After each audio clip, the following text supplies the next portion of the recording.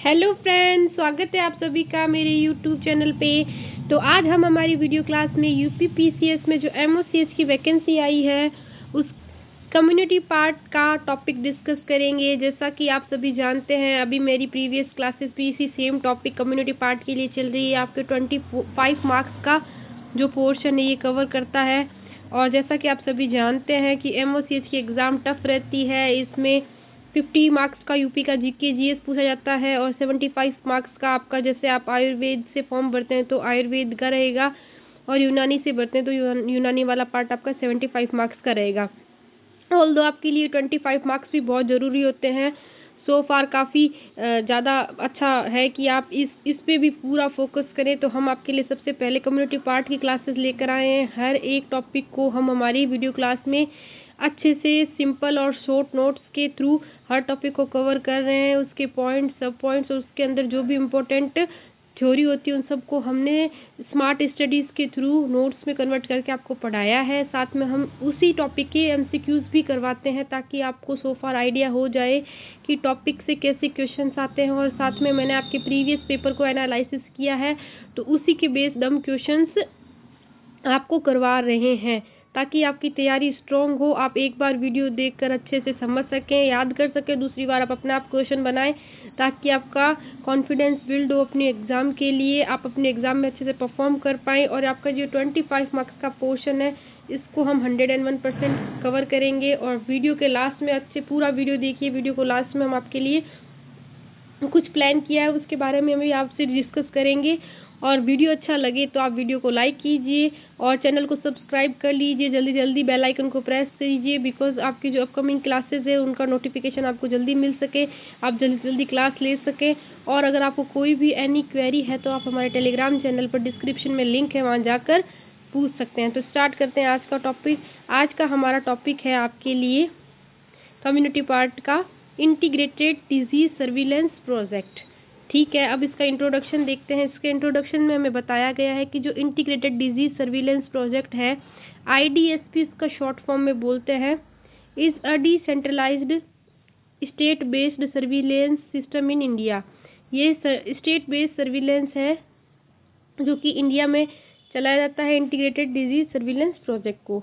इसको लॉन्च किया गया था नवंबर 2004 के अंदर। इसका ड्यूरेशन था इनिशियल फेज में 5 ईयर्स का, और इसको कवरेज किया गया था अर्बन एंड रूरल एरियाज में। अब इसका पर्पस था early detection of disease outbreaks and timely public health response, कि सबसे पहले जो भी डिजीज़ है जो आउटब्रेक हो रही है कम्युनिटी में उसको डिटेक्ट करना, और उसके लिए जो पब्लिक हेल्थ की जो रिस्पॉन्सिबिलिटी है टाइमली उसका ट्रीटमेंट प्लान करना। ठीक है, अब ऑब्जेक्टिव्स ऑफ आईडीएसपी देखते हैं, इसके क्या क्या ऑब्जेक्टिव्स थे। तो हम ये टॉपिक को आपको अनवांटेड और अननेसेसरी थ्योरी ना पढ़ाते हुए जो पिन टू पॉइंट है, जो सबसे इसके अंदर इम्पोर्टेंट पॉइंट है, स्मार्ट स्टडीज़ के थ्रू हम आपको नोट से पढ़ा रहे हैं। और अगर आपको ये पीडीएफ चाहिए तो आप ये टेलीग्राम चैनल पर जाकर ले सकते हैं। अब हम देखते हैं इसके ऑब्जेक्टिव्स। इसके ऑब्जेक्टिव्स से detect early warning signals of impending outbreaks. Early impending outbreaks को हमें सबसे पहले नोटिस करना है। Initiate timely and effective response, कि उसका टाइम से ही क्या रिस्पॉन्स आता है। Monitor progress of outgoing disease control programmes, जो भी आउटगोइंग डिजीज है उसको मॉनिटर करना, जो भी प्रोग्राम चल रहे हैं उसके तहत। प्रोवाइड्स एसेंशियल एपिडेमियोलॉजिकल डेटा, जो एपिडेमियोलॉजिकल डेटा है वो प्रोवाइड करना। Enable efficient allocation of health resources, जो भी कोई डिजीज़ है वो फैलती है उसका सबसे पहले हमें उसको चेतावनी को पहचानना, फिर उसका समय रहते उस पर एक्शन लेना, फिर उसके जो चल रही है जो भी प्रोग्राम्स उसकी तहत उसकी अपन को निगरानी करना। फिर हमें देखना है कि जो एपिडेमियोलॉजी है, उसका जो महाविज्ञान है उसको डेटा देना। और देन हमें जो भी हमारे रिसोर्सेज हैं, हेल्थ रिसोर्सेज, उसका सही से यूज़ करना। मृत्यु और बीमारी को कम करना और आइडेंटिफाई करना जो हाई रिस्क ग्रुप्स है, और जियोग्राफिकल एरियाज़ में कौन से एरिया में कौन से ग्रुप्स को ज़्यादा इससे नुकसान हो रहा है वो पता करना, जो लोग। और guide analytic and operational research, अब इसको हमें आगे गाइड करना कि इसमें जो भी एनालिसिस और जो इसके तहत हम रिसर्च कर सकते हैं उसको। और लास्ट है जो भी डिजीज़ फैल रही है उसके कॉजेज़ और उसके कॉजेज़ को हमें डिटेक्ट करना कि कौन कौन से कॉजेज़ से ये डिजीज़ मोस्टली स्प्रेड हो रही है। अब नीड फॉर डिजीज़ सर्विलेंस पे देखते हैं हम कि जो बीमारी है उसके लिए हमें निगरानी रखने के लिए क्या क्या चीज़ की ज़रूरत होती है। तो रिकॉग्नाइज इंडिविजुअल केस और क्लस्टर ऑफ केसेस, हमें जो सिंगल केस है या फिर बहुत सारे केसेस है उनका पता लगाना, prevention of transmission of disease, जो भी फैल रही है डिजीज़ उसको प्रिवेंट करना, जो public health impact, excess public health impact यानी कि जो पब्लिक की हेल्थ पे जो भी इफेक्ट आ रहा है वो हमें पता करना, मेजर ट्रेंड्स ओवर टाइम, अब जो भी ट्रेंड्स है वो टाइम के साथ में मेजर करना, demonstrate need for public health interventions, जो हमारे पब्लिक हेल्थ के जो भी इंटरवेंशंस है उनका हमें यूज़ करना, और monitor effectiveness of prevention programme, जो भी हमारे रोगों की रोकथाम के लिए जो भी हम काम करते हैं उसकी इफेक्टिवनेस को देखना, support planning and policy decision, उसके लिए सपोर्ट प्लानिंग और policies banana. Types of integration in IDSP, अब इसके क्या क्या टाइप्स हैं तो वो देखते हैं। Integration of disease control program data, जो भी रोग नियंत्रण कार्यक्रम है उनके डेटा को कलेक्ट करना और जोड़ना, पार्टनरशिप करना जो हेल्थ और नॉन हेल्थ सेक्टर्स है उनके बीच में, surveillance of communicable and non communicable disease, surveillance करना जैसे रोगों की निगरानी करना कम्युनिकेबल और नॉन कम्युनिकेबल डिजीज़ की, और जो प्राइवेट सेक्टर एंड NGOs का पार्टिसिपेशन करना, involvement of medical colleges and institution, medical colleges और एकेडमिक इंस्टीट्यूशन का इन्वॉल्वमेंट करना।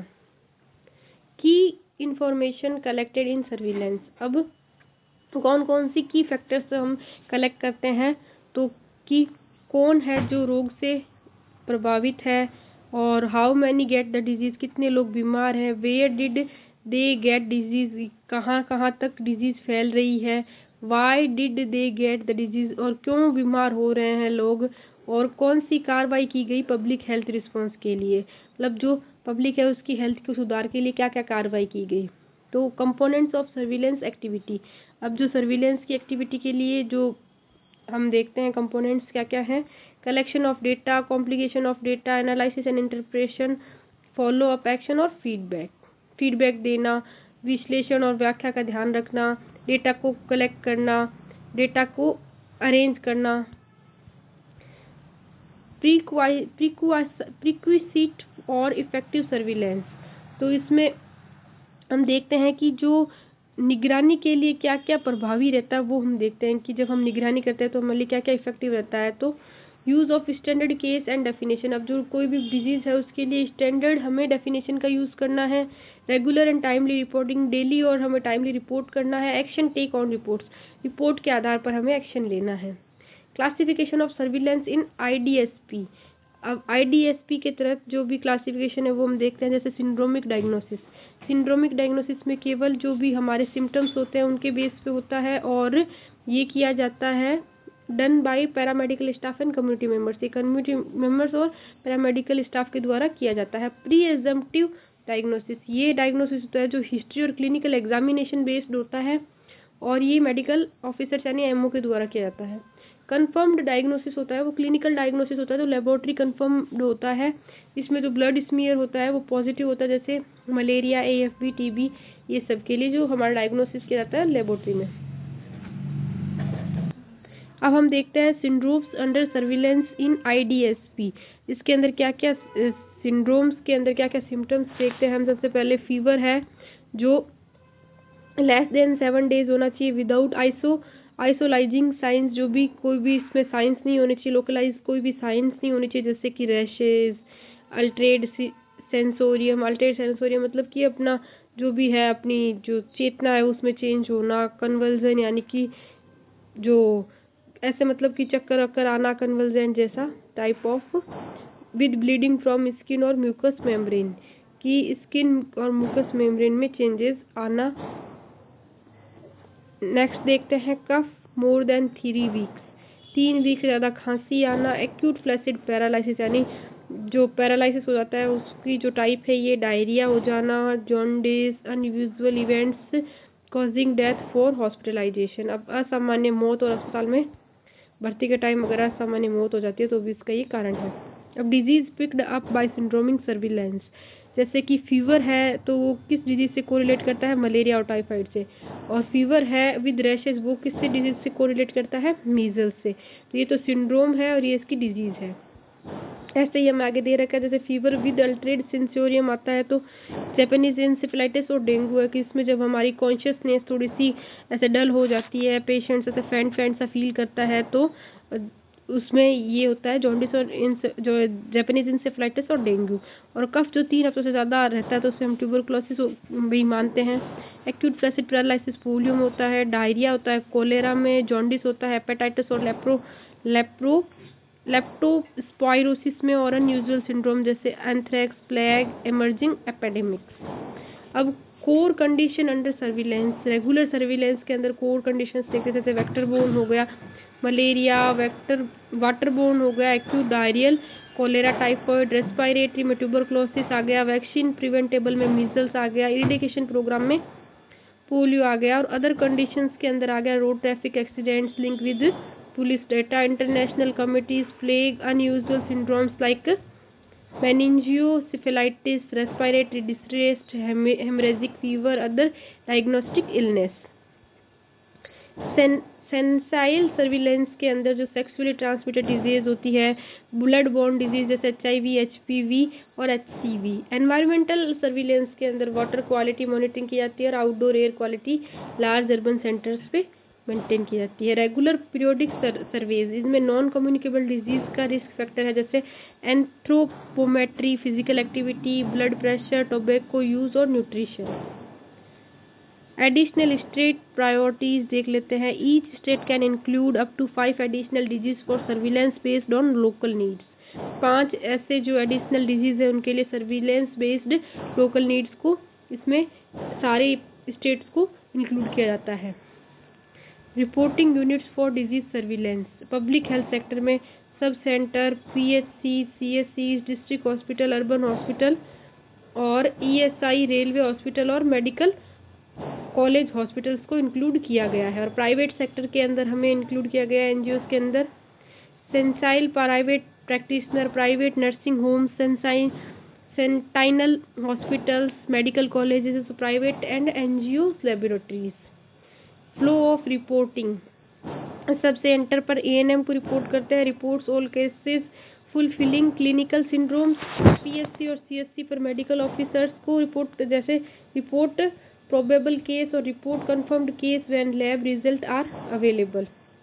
और सेंसाइशल साइट्स में प्राइवेट प्रैक्टिशनर जैसे hospitals, medical colleges, NGOs report probably case of interest. Conclusion में देखते हैं, IDSP इज ए की public health surveillance system in India.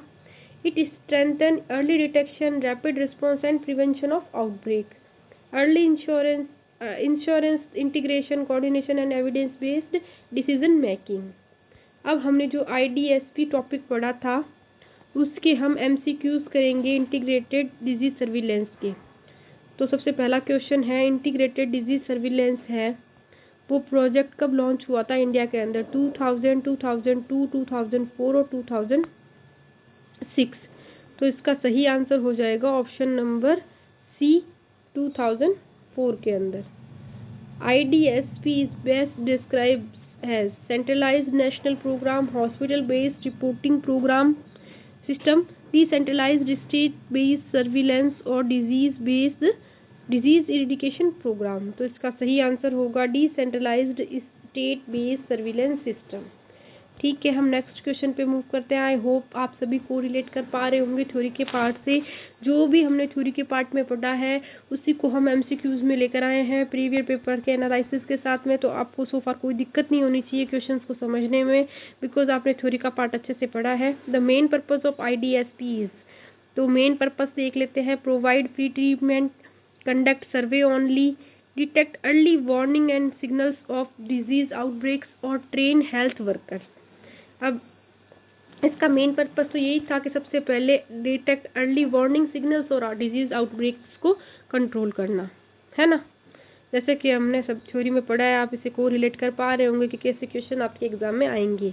Which of the following is not an objective of IDSP, early outbreak detection, monitoring disease trends, providing curative services और resource allocation. तो इसका सही answer होगा providing curative services. Next हम देखते हैं which component is the first step in surveillance activity. कौन सा फर्स्ट स्टेप सर्विलेंस एक्टिविटी का पार्ट है? Feedback, analysis, data collection of data, follow up, action. तो ऑल ऑफ वी नो कि collection of data है वो फर्स्ट स्टेप है surveillance activity का। नेक्स्ट है use of standard case definitions is. Standard case की डेफिनेशन क्या है? तो component of surveillance, objective of surveillance, प्रीक्विसाइट्स for effective surveillance और टाइप ऑफ डायग्नोसिस। तो इसका सही आंसर होगा प्रीक्विसाइट फॉर इफेक्टिव सर्विलेंस। नेक्स्ट हम देखते हैं syndromic diagnosis under IDSP is made by. अब जो सिंड्रोमिक डायग्नोसिस है वो ISP के अंडर किससे बना होता है? मिलकर स्पेशलिस्ट डॉक्टर्स से, लेबोरेटरी एंड टेक्नीशियन से, paramedical staff and community member से, एपिडेमियोलॉजिस्ट से। तो इसका सही आंसर है paramedical staff and community member. Next हम मूव करते हैं क्वेश्चन नंबर 8 पे, डायग्नोसिस। नेक्स्ट क्वेश्चन है diagnosis based on history and clinical examination by a medical officer is called. अब जो डायग्नोसिस हिस्ट्री बेस्ड और क्लिनिकल एग्जामिनेशन बेस्ड किया जाता है वो MO द्वारा, तो उसे क्या कहते हैं? Syndromic diagnosis, presumptive diagnosis, confirmed diagnosis और डिफरेंशियल डायग्नोसिस। तो ऑल ऑफ यू नो कि उसे प्री एग्जेम्पटिव डायग्नोसिस बोला जाता है। नेक्स्ट क्वेश्चन पे मूव करते हैं, laboratory confirmation of disease under comes under. जो लेबोरेटरी की कंफर्मेशन डिजीज होती है वो किसके अंतर्गत आती है? सिंड्रोमिक डायग्नोसिस के, प्री एग्जेम्पटिव डायग्नोसिस के, कंफर्म डायग्नोसिस के और सेनाइटल सर्विलेंस। तो आप सभी को पता है वो कंफर्म डायग्नोसिस के अंदर आती है। नेक्स्ट क्वेश्चन है which of the following syndrome is include in IDSP surveillance. अब जो कौन सा सिंड्रोम है वो इंक्लूड किया गया है IDSP सर्विलेंस के तहत? Chest pain, acute flaccid paralysis, weight loss और हेडेक ओनली। तो इसका सही आंसर होगा acute flaccid paralysis. Cough of more than 3 weeks duration is mainly use to detect pneumonia, tuberculosis, influenza और अस्थमा। तो इसका सही आंसर होगा कफ मोर देन 3 week आपके ट्यूबरक्लोसिस में आता है। Which disease is under eradication and include in IDSP। तो कौन सी डिजीज है जो इरेडिकेशन और IDSP के अंदर इंक्लूड की गई है? Measles, tuberculosis, polio, dengue. तो इसका सही आंसर होगा पोलियो। नेक्स्ट क्वेश्चन है HIV surveillance under IDSP is categorized. Regular surveillance, sentinel surveillance, sentinel surveillance, syndromic surveillance और पीरियोडिक सर्वे। तो इसका सही आंसर होगा सेंटाइनल सर्विलेंस।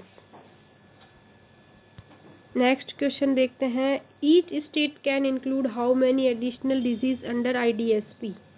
2, 3, 4, 5। तो इसका सही आंसर होगा 5। Reporting of probable cases from PHC CSC is done by ANM, health inspector, medical officer और लैब टेक्नीशियन। तो इसका सही आंसर होगा मेडिकल ऑफिसर से प्रोबेबली केस फाइंड होते हैं CSC और PHC पे।